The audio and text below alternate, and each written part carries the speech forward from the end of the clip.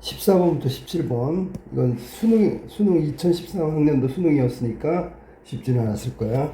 자, 봅시다. 14번부터.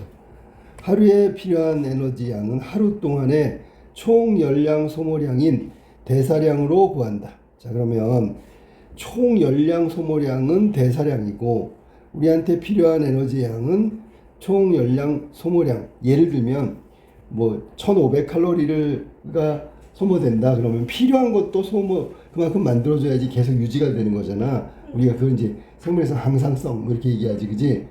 우리가 그 상피세포가 뭐 내장의 상피세포도 마찬가지고 없어지는 만큼 새로 생겨야 돼. 다른 기관도 마찬가지야. 세포가 없어지는 만큼 계속해서 생기는 거야. 자, 그러면 똑같은 거지. 에너지 양도. 그 중에 기초대사량.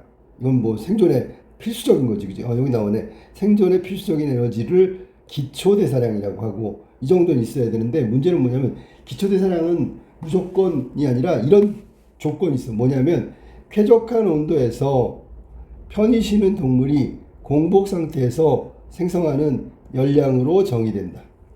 이게 기초대사량이야. 그러니까 우리가 소화할 때도 에너지를 소비하기 때문에 여기 공복 상태라는 게 바로 그런 걸 얘기하는 거야. 생성하는 열량으로 정의된다. 그러니까 기초대사량은 생존 유지하는데 필요한 거고 특별히 활동하기 위해서 만들어지는 게 아니라는 얘기지, 그지? 이때 체내에서 생성한 열량은 일정한 체온에서 체외로 발산되는 열량과 같다. 일정한 체온에서 체외로 발산하는 열량 동일하다. 똑같아. 없어지는 만큼 생기는 거야. 나온 체온만큼 또 체외로 발산되는 양이 같아야 되겠지. 기초 대사량은 개체에 따라 대사량의 60에서 75%를 차지하고 근육량이 많을수록 증가한다. 그러니까 다른 말로 하면 이 근육량은 기초 대사량에 포함되는 거죠. 그러니까 빼빼 많은 사람보다는 근육이 많은 사람이 기초 대사량이 더 많이 필요하다라고 생각하면 돼. 자, 기초 대사량은 직접법 혹은 간접법으로 구할 수 있대.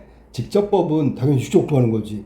온도가 일정하게 유지되고 공기의 출입량도 알고 있고 다 안 상태에서 호흡실에서 동물이 발산하는 열량을 열량계로 이용해서 측정하는 방법이니까 직접 측정이지. 이건 다 알고 있는 거야. 조건은 온도가 일정하다는 부분하고 공기에 흡입하고 배출 이런 것들을 다 알고 있는 상태에서 동물이 발산하는 열량을 열량계로 측정하는 거니까 직접 측정법. 간접법은 이런 걸 다 모르는 거지. 자, 간접법은 호흡 측정 장치를 이용해 동물의 산소 소비량과 동물의 산소 소비량, 이산화탄소 배출량을 일단 측정하고요.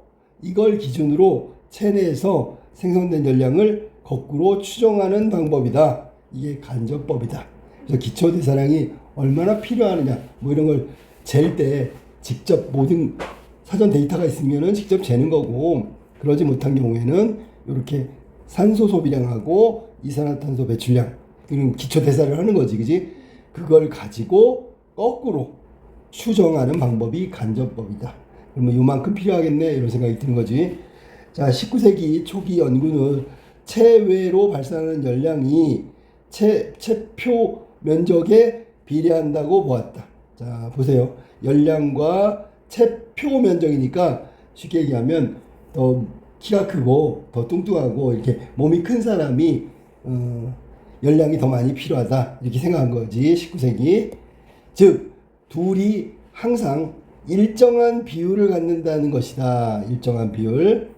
체표 면적은 체중의 0.67 제곱에 비례하므로 기초대사량은 체중이 아닌 체중의 이만큼에 비례한다고 하였다.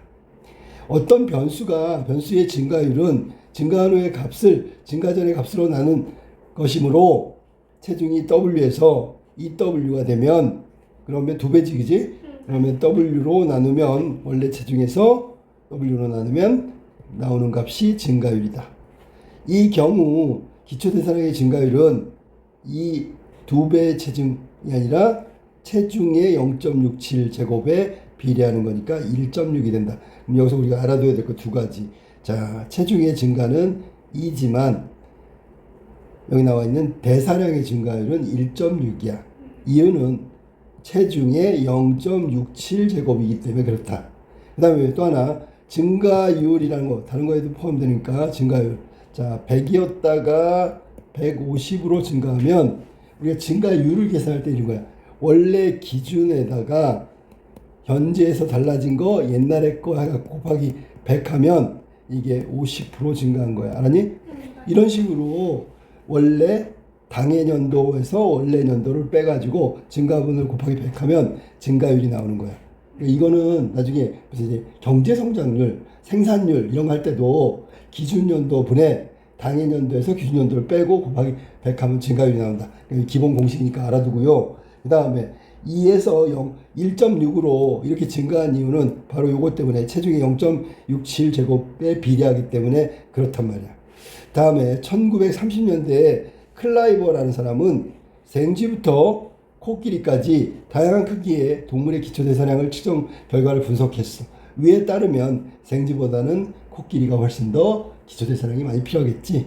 자, 그래 그래프를 가로축에 변수로 두고 동물의 체중, 세로축의 변수는 기초대사량, 각 동물의 체중과 기초대사량의 순서상을 점으로 나타냈다.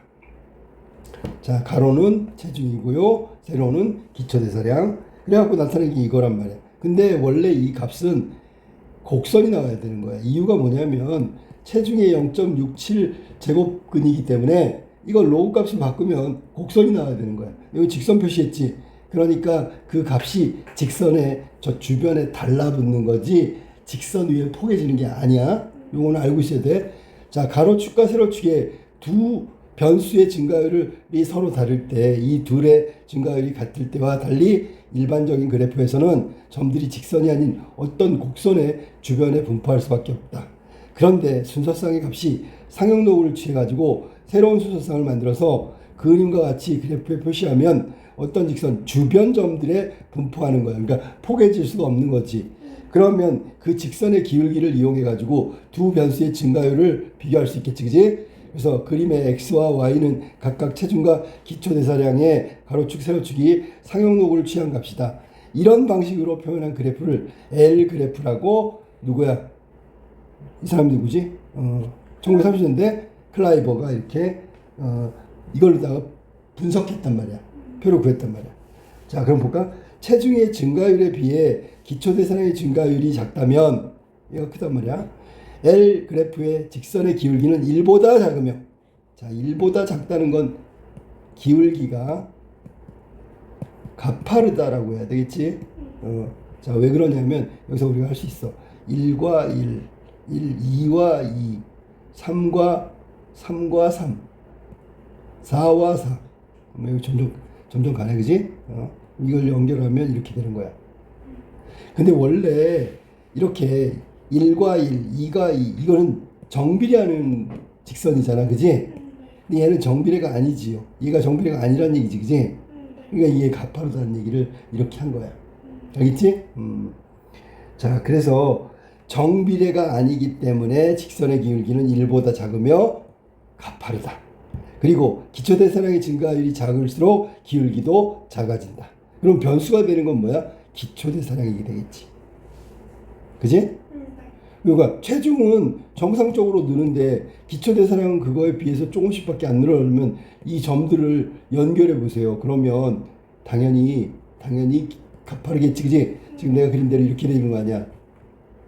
똑같이 증가했다면 문제가 안 되는데 왜? 2배가 증가했고 기초대사량도 2배가 증가하면 정비례가 나오잖아. 근데 여기 보니까 2배가 증가했는데 체중이 기초대사량은 1.6밖에 안 되니까 더 작게 증가했기 때문에 가파른 1보다 작은 그 기울기를 갖는단 말이야. 그래서 만약에 체중의 증가율과 기초대사량의 증가율의 증가가 같다면 L 그래프는 직선의 기울기는 1이고요. 이걸 지금 금방 얘기한 대로 정비례 직선이 나올 거야. 근데 그게 안 나오고 1보다 작기 때문에 뭐가? 기초대사량의 증가율이. 그러니까 가파르게 나온다. 1보다 작다. 이렇듯 L 그래프와 같은 방식으로 표현할 때 생물의 어떤 형질이 체중 또는 몸의 크기와 직선의 관계를 보이며 함께 증가하는 경우 그 형질을 상대성장이라고 한다. 상대성장. 왜 상대인지 알겠지? 체중에 반하여 상대하여 증가하는 거니까 상대성장이라고 하는 거죠. 동일종에서 심장하고 두뇌 같은 신체 기관의 크기도 상대성장을 따른다. 그러니까 체중이 더 올라간다고 해서 그만큼 똑같이 비례해서 심장이 커지는 게 아니고 뇌가 커지는 게 아니다. 위에대로 한다면 L 그래프가 정비례가 아니라 1보다 작은 가파른 그래프처럼 체중 증가에 비해서 심장과 두뇌의 증가는 그보다 작게 나타난다. 자, 한편 그래프에서 가로축과 세로축 두 변수의 관계를 대변하는 최적의 직선 기울기와 절편은 최소 제곱법으로 구할 수 있다. 자, 최소 제곱법이 뭔데? 우선 그래프의 두 변수의 순서상을 나타내는 점들 사이에 지나는 순서상들 임의의 직선을 딱 그린 다음에 그 각 점에 가로축의 수직 방향으로, 자, 가로축의 수직 방향으로 직선까지의 거리인 편차의 절대값을 구하고 이들을 각각 제곱하여 모두 합한 것이 편차 제곱의 합이다. 편차 제곱의 합이 가장 작은 직선을 구하는 것이 최소 제곱법이다. 자, 그래서 최소 제곱법에 대한 정의를 하고 있다. 자, 그럼 여기 직선이 이렇게 있으면 이렇게 최소 제곱법 최단 거리를 정하고 제곱하는 거야. 클라이버는 이런 방법에 근거하여 L 그래프에 나타난 최적의 직선 기울을 0.75네. 0.75. 지금 0.67이라고 했었는데 체중이 2배 늘었는데 기초대사량은 0.67 제곱근이 나온다 그랬잖아. 근데 이 값이 0.75가 최적이라고 얘기한 거야. 따라서 동물의 체중에다 0.75 제곱근의 기초대사량이 비례한다고 결론 지었다. 이것을 크라이버 법칙이라고 하고 체중의 0.75 대사체중이라고 부른다. 왜? 기초대사량에 구할 수 있는 체중이기 때문에. 대사체중은 치료제의 허용량을 결정하는 데 이용된다. 대표적인 게 뭐 있지요? 마취할 때 그람수가 달라지죠. 체중에 따라서. 그 양은 대사체중에 비례한다. 이건 맞는 건데 정비례한다가 아니라 0.75배 정도로 비례하는 게 크라이버가 얘기한 거야. 이는 치료제의 허용량이 체내 대사와 밀접한 관련이 있기 때문에 그냥 체중이 아니고 체중의 0.75 이게 바로 기초대사량이 구하는 대사체중이란 말이야. 그거에 맞춰서 허용량이 결정된다 그런 얘기야. 알겠지 무슨 말인지? 치료제뿐만 아니라 마취 같은 경우도 마취할 때 우리 체중이 좀 덜 나가는 사람은 마취 액이 좀 줄어. 자, 그럼 윗글의 내용과 일치하지 않는 걸 찾아봅시다. 자, 이거는 기본 문제니까 확인 한번 해볼게. 1번 크라이버의 법칙은 동물의 기초대사량이 대사체중에 비례한다고 봤다. 비례하는 건 맞죠? 기초대사량은 대사체중에 비례하는 거죠. 대사체중이 커지면 기초대사량도 커지겠지. 그렇잖아. 맞지, 그지? 어떤 개체가 체중이 늘었어. 그럼 다른 변화가 없으면 근육량이 늘면 기초대사량이 증가한다. 이거는 아까 처음에 읽을 때 근육이 많은 사람일수록 기초대사량이 많이 필요하다는 이야기를 했기 때문에 본문의 내용과 일치하죠. 3번 L 그래프 직선의 기울기는 가로축 세로축의 두 변수의 증가율의 차이와 동일하지가 않죠. 가로축하고 세로축 두 변수의 증가율 동일한 게 아니라 2대 1.6 뭐 이런 식으로 다르게 나타나기 때문에 틀렸죠. 자, 그 다음에 최소 제곱법 아까 구한 거 두 변수 간의 관계를 나타내는 최적의 직선의 기울기와 절편을 알게 해준다. 이 말은 최적의 직선 기울기와 절편으로 최소 제곱법의 값을 구하기 때문에 그렇단 말이야. 자, 그 다음에 거꾸로 얘기했지만 맞는 거야. 한쪽을 알고 있으면 다른 쪽을 추정할 수 있다. 동물의 신체 기관이 심장과 두뇌 이거 상대 성장하는 거네, 그지? 몸무게나 몸의 크기에 상대 성장을 하며 발달한다. 맞았죠. 체중에 비례해서 같이 크기가 증가하는 건 아니다라고 얘기했지, 그지? 다음으로 가볼까? 15번. 자, 15 윗글을 읽고 추론한 거래. 추론. 그러니까 본문의 내용을 토대로 해서 우리가 잠정적 결론을 내려야 돼. 문제는 내용이 없으면 결론도 못 내린다는 얘기야. 자, 1번. 일반적인 경우 기초대사량은 하루에 소모되는 총열량 중에 가장 큰 비중을 차지하겠군. 일반적으로. 이 무슨 말이냐면 기초대사량은 하루에 소비되는 총열량하고 같다고 얘기했기 때문에 가장 큰 비중을 차지하겠죠. 거의 대부분이 하루에 소모되는 총 열량의 대부분이 기초대사량이라는 의미하고 비슷한 거야. 2번 크라이버의 결론에 따르면 기초대사량이 동물의 체표 면적에 비례한다고 볼 수 없겠군. 여기서는 비례하는 건 비례하는데 체표 면적에 그대로 비례하는 건 아니죠. 그리고 계산값이 뭐냐면 대사 체중으로 구하는 거지 표면적으로 구하는 게 아니야. 알았니? 근데 없겠군이라고 했기 때문에 이 말은 맞는 거가 되겠지. 그지? 맞잖아. 이걸로 구해야지. 이걸로 구하는 게 아니지. 그러니까 없겠군이니까 맞았지. 말장난하는 거 조심해. 그 다음에 19세기 초기에 초반에 체중의 증가율보다 기초대사량의 증가율이 작다고 생각했다.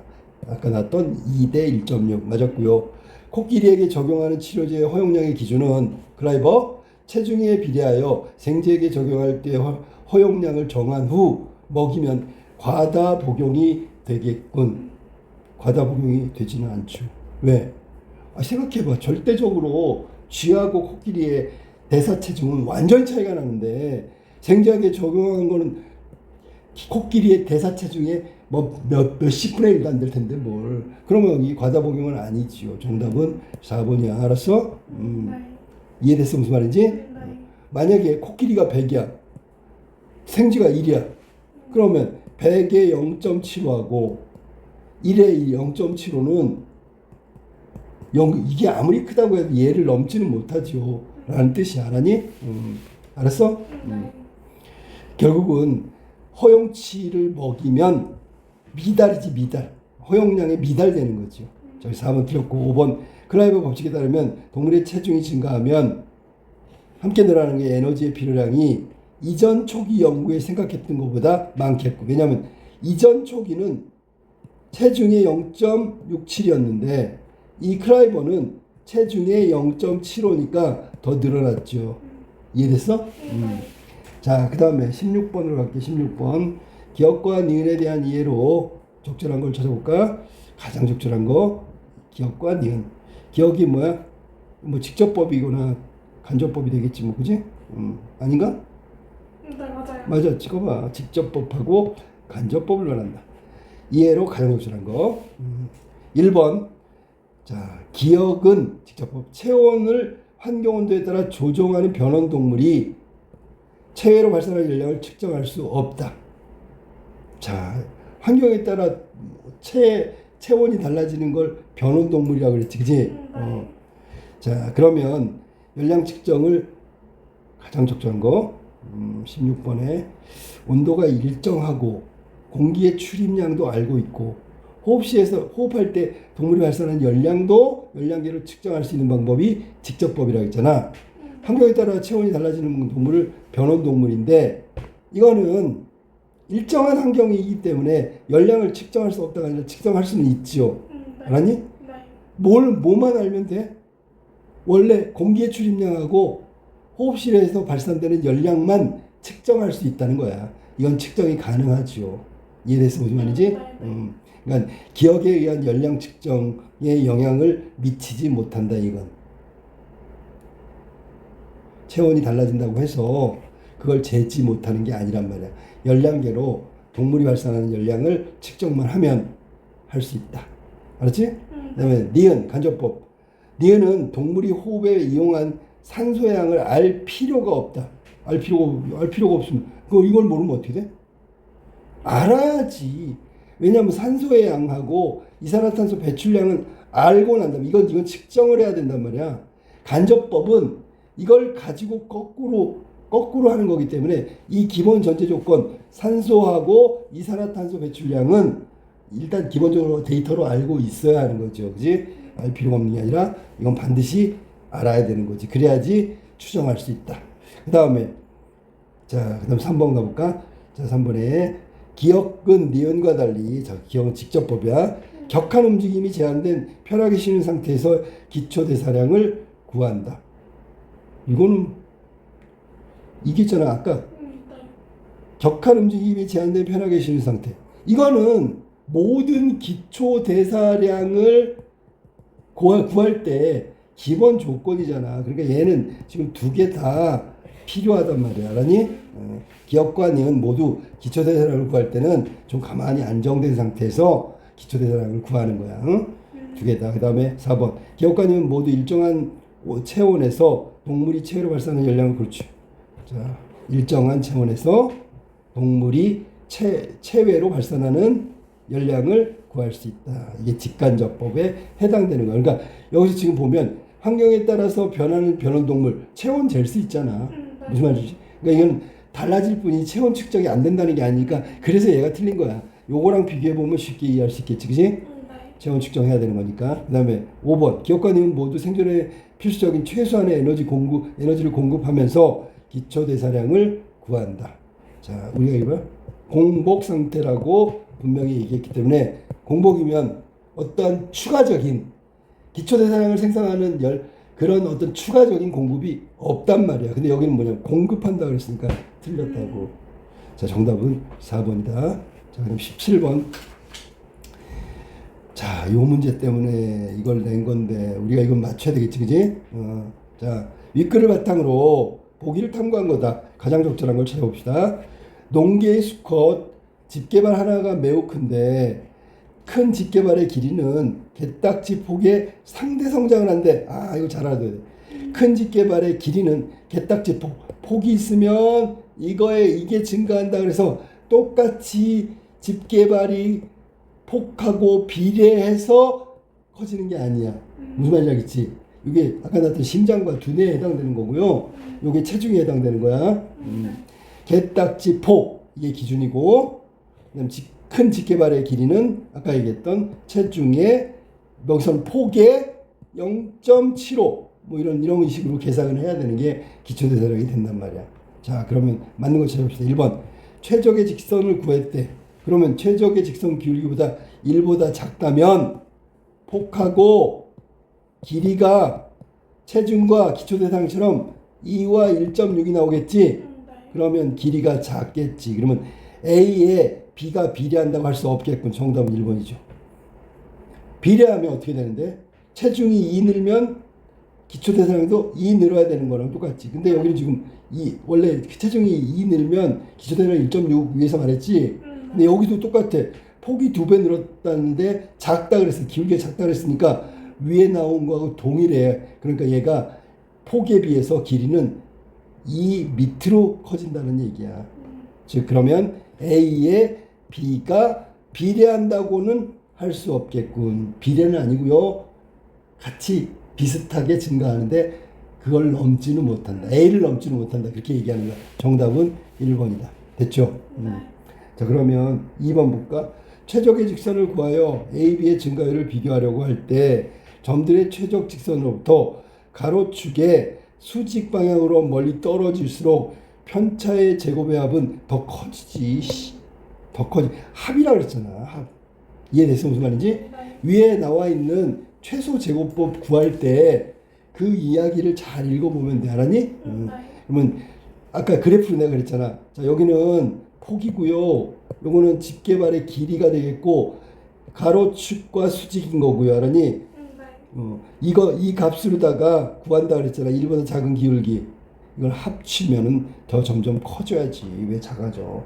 자, 그 다음에 3번. A의 증가율보다 B의 증가율이 크다면, 이건 틀렸지? 할 필요 없지? 응? 그럼 반대로 얘기하면 되니까 점들의 분포가 직선이 아닌 어느 곡선 주변이 아니고요. 직선 주변에 올 거다. 상용노고를 취한다고 했기 때문에 그래. 자, 그 다음에 4번. A의 증가율보다 B 증가율이 작다면, 현재 맞아. 점들 사이에 지나는 최적의 직선 길기는 1보다 작지요. 그 다음에 A의 증가율, B의 증가율이 같대. 그럼 정비례야, 정비례. 맞지? 분포에 주변하는 것이 아니고요. 직선 위에 분포하겠지. 이해됐어? 그런 뜻이야. 그래서 정답은 1번이 정답이다. 위에서 말한 체중과 기초대사량 관계를 폭과 집게발의 길이로 바꾸기만 하면 이건 가능하다. 됐어요. 여기까지. 수능 문제라서 어렵진 않은데 아마 이걸 딱 푸는 순간에 좀 당황할 수도 있었을 거야.